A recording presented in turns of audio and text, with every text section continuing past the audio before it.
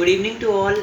My name is Raghav. In the previous video lecture we have covered the topics, ठीक है, strong and weak electrolytes for molar conductivity, ठीक है. हमने देखा था कि जो मोलर कंडक्टिविटी है ना वो मतलब स्ट्रॉन्ग इलेक्ट्रोलाइट के लिए हम उसको ग्राफिकली प्लॉट कर सकते हैं. जैसे हम देख लेते हैं इसको. लेट्स से स्ट्रॉन्ग इलेक्ट्रोलाइट्स के हम देख लेते हैं. यहाँ पे हमारे पास होता था C हाफ, ठीक है, तो C रूट, ठीक है, that is concentration, square root of concentration. And यहाँ पे हमारे पास होता था molar conductivity at a given concentration. हमारे पास क्या था, यहाँ पे आता था लैम्डा नॉट m. इसको नीचे हम प्लॉट करते थे तो क्या मिलता था, डाउनवर्ड स्लोप मिलती थी, जिसको हम बोलते थे -a, जो आपकी स्लोप जा रही है. तो हमारे पास क्या होता था स्ट्रॉन्ग इलेक्ट्रोलाइट के केस में, किसके इलेक्ट्रोलाइट के केस में, हमारे पास किस केस में, स्ट्रॉन्ग इलेक्ट्रोलाइट के केस में. यहाँ पे लिख देता हूँ मैं, स्ट्रॉन्ग इलेक्ट्रोलाइट के केस में हमारे पास क्या थी, जो molar conductivity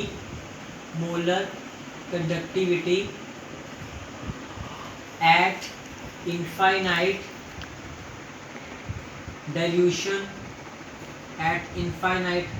dilution can be plotted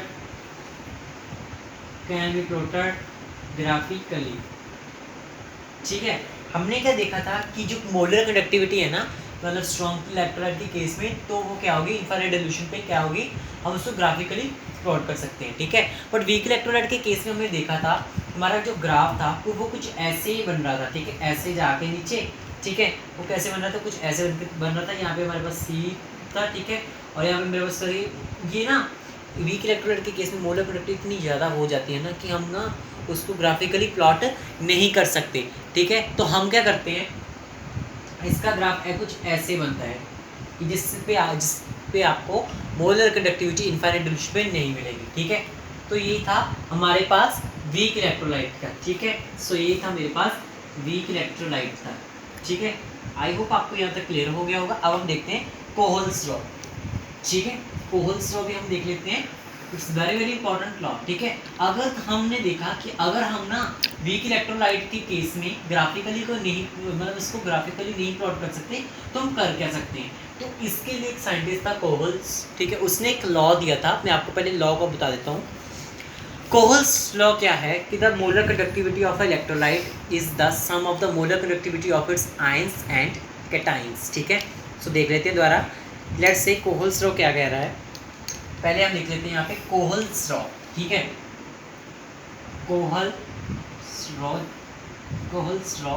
ठीक है, कोहल्स लॉ यहाँ पे लिख लेते हैं हम साइड में, फॉर वीक इलेक्ट्रोलाइट. ठीक है, this is the कोहल्स law for weak electrolyte. ठीक है, वीक इलेक्ट्रोलाइट के केस में था. सो कोहल्स लॉ क्या बोलता है, the molar conductivity of an electrolyte, मैं यहाँ पे लिख देता हूँ, द मोलर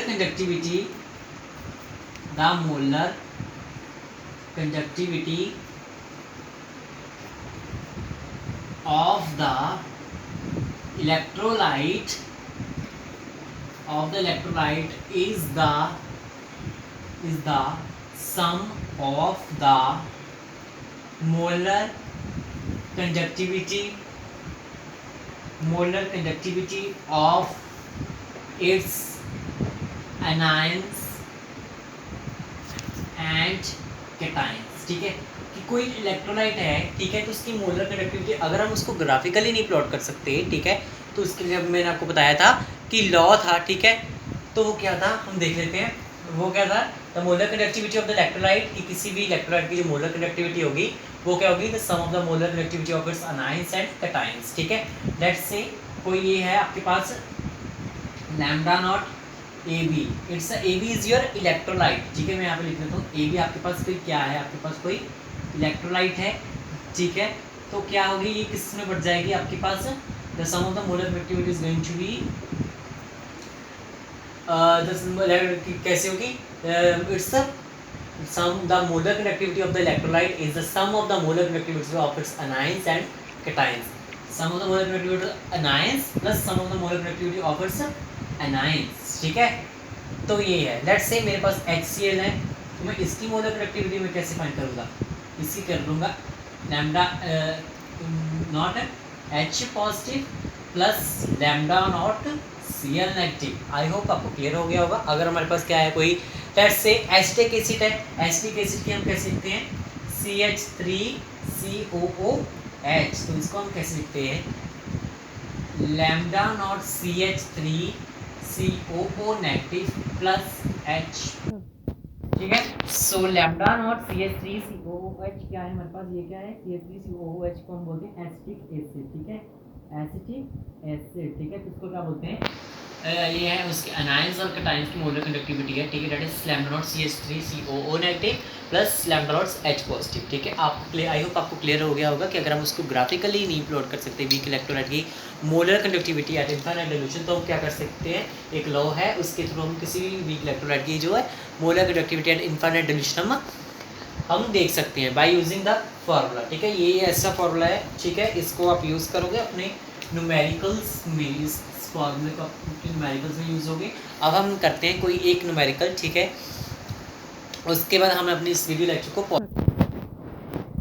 तो चलिए हम न्यूमेरिकल शुरू करते हैं, ठीक है, रिलेटेड टू कोलेस्ट्रॉल, ठीक है। Numerical says the molar conductivity at infinite dilution for sodium acetate, hydrochloric acid and sodium chloride is 91.0, 425.9 and 126.4 siemens centimetre square mole inverse. Calculate the molar conductivity of acetic acid, ठीक है। आप हमें कोई 3 electrolytes दी हुई हैं, उसकी हमें molar conductivity at infinite dilution, at infinite dilution हमें कितनी कितनी दी हुई है, ये सभी उसकी वो दी हुई है, ठीक है। Let's start. हमें पहले क्या दिया है, CH3 और यहाँ से शुरू कर देते हैं, मतलब ये सोडियम एसिड को हम देखते हैं CH3COONA, इसकी हम इतनी दी हुई है as you can see on the board, ठीक है।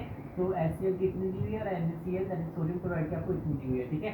हम अब अपनी इलेक्ट्रोलाइट्स को अब मैं आयंस में और कैटायंस में तोड़ देता हूँ। मैंने सभी तोड़ दी तीनों को, तो मैं उनको मान लिया मैंने 1 2 3, फिर मैंने इक्वेशन 1 2 3 मान लिया। अब मैं क्या करूँगा, पहली और दूसरी इक्वेशन को आपस में दोनों को ऐड कर दूंगा, ठीक है, ऐड कर दूंगा, ठीक है। तो ऐड करने के बाद मेरे पास क्या आएगा, दोनों को ऐड कर दिया, ठीक है। यहाँ पर भी मैंने दोनों साइड को ऐड कर दिया, ठीक है ना, ये लेफ्ट साइड ऐड कर दिया, राइट साइड को राइट साइड कर दिया। तो यहाँ पे ऐड करने के बाद मेरे को ना मोलर कंडक्टिविटी जो दी हुई थी उसको मैंने वैल्यूज डाल दी। यहाँ पे मेरे पास क्या थी, Na पॉजिटिव Cl नेगेटिव, तो मुझे जितनी थी दैट इज सोडियम क्लोराइड की molar conductivity at infinite dilution, ठीक है। तो वो कितनी थी, 126.4, ठीक है, तो इतनी थी, ठीक है। तो वहाँ उधर जाके माइनस हो गया, माइनस करने पर हमारे पास ये आ गया। तो यहाँ पर हमारे पास राइट हैंड साइड पर मेरे पास बचा lambda naught CH3COO negative plus H positive, तो मेरे पास आंसर आया 390.5। So guys, here we end this video. If you like my video, please like, share and subscribe to my channel. Thank you and stay safe.